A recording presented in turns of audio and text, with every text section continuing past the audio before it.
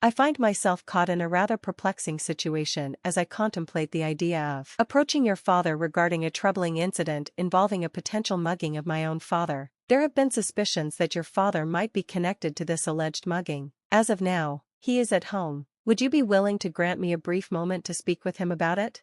The police officer appeared momentarily confused by my request, his face betraying a subtle uncertainty. After a pause, he finally agreed, saying, "Please, let me see him." With that, I led the officer into my home, unlocking the door to reveal my father. The officer's reaction was one of surprise, visibly taken aback by the unexpected revelation. This event occurred a few months ago, and as I look back on it, I feel compelled to share a bit about myself. My name is David, and I'm currently a fourth-year university student. Though I dream of working for a prestigious company, I find myself facing an unresolved dilemma. Should I take over my father's company or pursue a different career? My father, the president of a modest factory, has always been a figure I admired and resented in equal measure. As a child, I wanted to follow in his footsteps and become president like him, but as I grew older, I entered a rebellious phase and felt embarrassed by his worn work clothes, stained with oil. This feeling lingered through my teenage years, and to some extent, it still persists. However, as I matured and began working part-time, my respect for my father grew. I came to understand the tireless effort he put into supporting not just our family, but also the families of many employees. Yet, a lingering part of me still believed that the image of a suited salaryman, diligently working in an office, was more appealing than the life of a factory president. The story takes a turn during a shopping trip with my father. We were walking together when we were unexpectedly called out to from behind. Turning, we saw Richard, an old schoolmate of my father's, dressed in a suit and clearly on a sales trip for a prestigious company.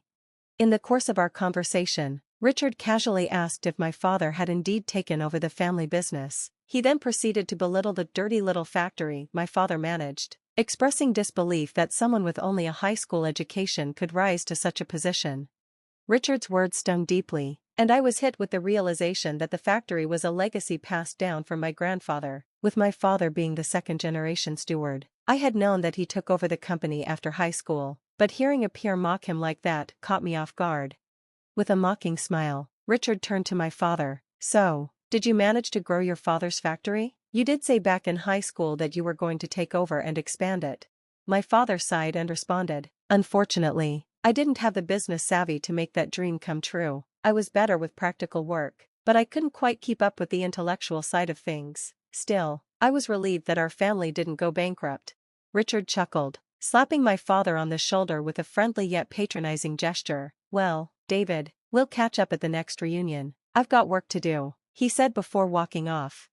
My father looked somewhat uncomfortable, so I steered the conversation in a new direction. He suggested that we continue shopping, but I couldn't shake the feeling that my father's hard work had been mocked without any real response from me. It only reinforced my growing desire to pursue a career at a high-profile corporation rather than follow in my father's footsteps.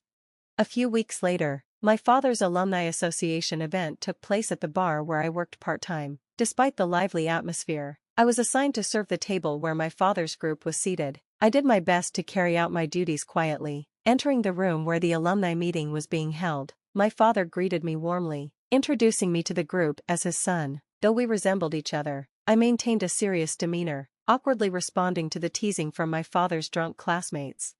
Richard, seated nearby, noticed me and remarked, "We met recently, right, David? Are you planning to take over your father's little factory?" His question added to the growing uncertainty I felt about my future. When I admitted I was still undecided, Richard's alcoholic breath hit me like a wave, and I recoiled slightly. He laughed loudly and said, "Come on, stop kidding yourself. Your father's company is nothing special. You should join a company like mine instead of inheriting that tiny, lackluster business." Despite his drunken state, Richard boasted about his career, claiming to have started as an assistant but now holding the position of head of accounting. A feeling of unease settled in me, sensing that something wasn't quite right about his story, but I chose not to press him, aware that challenging him might cause unnecessary complications.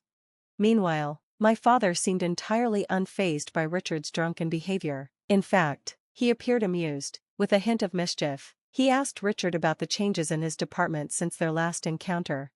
Richard was caught off guard by my father's question. He hesitated before admitting that he had been transferred from sales to accounting because sales didn't suit him. However, my father pointed out the inconsistency in Richard's story, revealing that the company Richard spoke so proudly of had actually been acquired by a foreign corporation, and its accounting department had been relocated. Laughter erupted among the party attendees as Richard, now flustered and humiliated, struggled to salvage his pride. His attempts to regain composure proved futile, and with a reluctant sigh, he chose to leave the gathering, his footsteps heavy with regret. Watching my father calmly expose the truth, a truth that others had noticed but hesitated to confront, I felt a newfound sense of pride in him, even in his intoxicated state. He had the courage to speak plainly. As the months passed, my internal struggle over whether to take over my father's company only grew more intense. Each passing day deepened my uncertainty, leaving me caught between duty and personal ambition. Then, one afternoon, while lost in thought at home, the sudden chime of the intercom jolted me back to reality. With my mother out, I answered the door, only to be met by a uniformed police officer. A wave of apprehension swept over me as he introduced himself. Had I unknowingly done something wrong? The officer wasted no time getting to the point. He mentioned a recent purse-snatching incident and expressed a need to speak with my father about it. His words left me momentarily stunned. A purse-snatching? My father? The accusation was bewildering, and a heavy sense of unease settled over me. The officer's gaze was serious as he asked if my father was home, though his tone remained professional. I sensed his growing suspicion in response to my hesitation. Taking a steadying breath, I gestured for him to follow me inside. Guiding him through the house, I led him into a quiet room adorned with a Buddhist altar, where a framed photograph of my late father rested. Turning to the officer, I delivered the painful truth: my father had passed away in a tragic traffic accident. A flicker of shock crossed the officer's face before he quickly masked it with sympathy. He offered his condolences, yet my mind remained fixated on the accusation. Who had made such a claim against my father, and why? When I pressed for answers, the officer merely shook his head. Confidentiality prevented him from revealing the accuser's identity. Apologizing once more, he took his leave, leaving me with an overwhelming sense of confusion and a gnawing need to uncover the truth. Days unfolded like chapters in a mystery novel, each one adding another layer of complexity. With my father gone, I found myself stepping into his world, immersing myself in the factory's daily operations, learning its rhythms, and witnessing my mother's quiet determination to keep it afloat despite her aging hands. Then, one day, amidst the hum of machinery, the factory's routine was abruptly disrupted. A familiar voice, loud, accusing, and filled with bitterness, cut through the air. Richard. His presence loomed over the workspace as he stormed in, his expression twisted with resentment. His booming voice echoed through the factory, demanding justice for a supposed crime my father had committed. A hush fell over the workers, their curious eyes darting between us as Richard spewed accusations. My pulse quickened, anger and disbelief warring within me. My father? A thief? I retorted. You're mistaken. Richard scoffed, undeterred. 2 weeks ago, he snatched a purse. I have witnesses. You can't just deny it. Murmurs rippled through the employees. I could see their confusion mirroring my own. 2 weeks ago? I clenched my fists, my voice steady but firm. That's impossible. Richard's brows furrowed. And why is that? Because my father passed away a month ago. The factory fell into a stunned silence. For a moment, Richard's expression wavered, his mouth opened, but no words came out. Then, as if swallowing a bitter truth, he let out a dry, humorless chuckle. Huh. But I wasn't finished. Tell me, Richard, I pressed, my voice unwavering. Are you sure there was even a purse snatching at all? The weight of my words settled between us. My skepticism wasn't unfounded, it was rooted in something I had learned during our last reunion. Richard had always been a liar, even back in school. And now, it seemed, his old habits hadn't changed. More than that, I had recently discovered something else, something that hinted at a far deeper grudge. Richard had harbored resentment toward my father for a long time. Jealousy had simmered in Richard's heart since his school days. His resentment toward my father stemmed from an old romantic rivalry. He had once been infatuated with a girl who ultimately chose my father over him. That wound, no matter how trivial it seemed to others, had festered over the years, fueling an unnecessary competition in his mind. And now, in an act of misplaced vengeance, he sought to tarnish my father's reputation, even in death. I could never forgive him for that. As Richard stubbornly clung to his baseless accusations, a voice suddenly cut through the tension. Our president would never do something like that. Heads turned as one of the factory workers stepped forward. He was an honest man, one who walked with integrity, shared his knowledge, and taught us to be independent. He cared more about the well-being of his employees and business partners than about profit.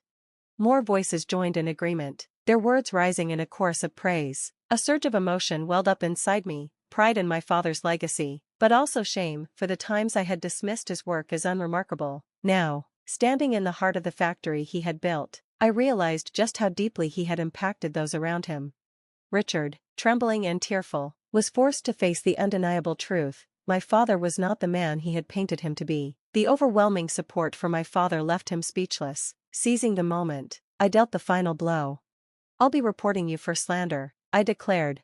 The factory workers murmured in approval. Richard's face twisted with desperation, but he had no way out. A thoughtful employee had recorded his statements during our heated confrontation, providing undeniable evidence of his lies. With nowhere left to turn, Richard let out a final, incoherent outburst before fleeing the factory. I followed through on my promise, filing a report with the authorities. The legal process moved swiftly. His attempt to frame my father had backfired, turning his deception into a criminal act. Soon, Richard was behind bars, his fabricated story unraveling before the law. Days later, an unexpected visitor arrived at our home, Richard's supposed wife. Clutching a small gift box, she lowered her head in apology to me and my mother. She revealed the truth about Richard's downfall. Once a respected employee in a prestigious company, he had been fired and struggled to find new work. At our reunion, his inebriated confessions had exposed his years of deception, humiliating him in front of old classmates. The weight of his failures had driven him to seek revenge against my father, blaming him for his misfortunes. But his plan had backfired in the worst way. His lies had not only led to his arrest, but had also shattered what little remained of his personal life. His wife, disgusted by his actions, had decided to divorce him. With no family, no job, and no future awaiting him upon his release, Richard was left with nothing but the consequences of his own hatred.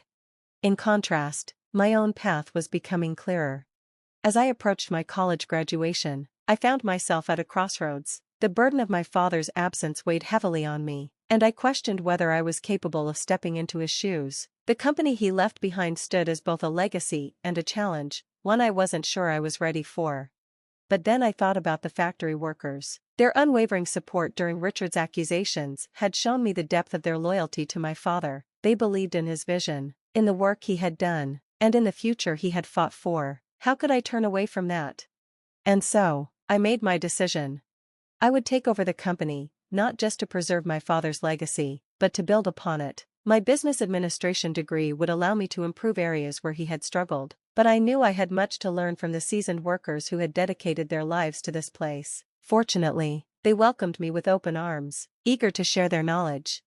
Their stories of my father painted a picture of a man I had never fully understood while he was alive. With each new story, my admiration for him deepened. Regret lingered. I wished I had recognized his greatness sooner. One evening, after a long day at the factory, I stood before his portrait. My hands were stained with oil, my clothes worn from work. In the past, I might have felt embarrassed, but now, I saw those stains differently. They were proof of my effort, just as they had once been for him. Looking into his eyes, I spoke aloud. "I understand now, Dad."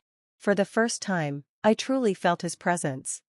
Determined to honor his legacy, I made a promise: to become a leader worthy of the company he built. I would fulfill his lifelong dream, the one passed down from my grandfather, the expansion of the factory to bring prosperity to our town.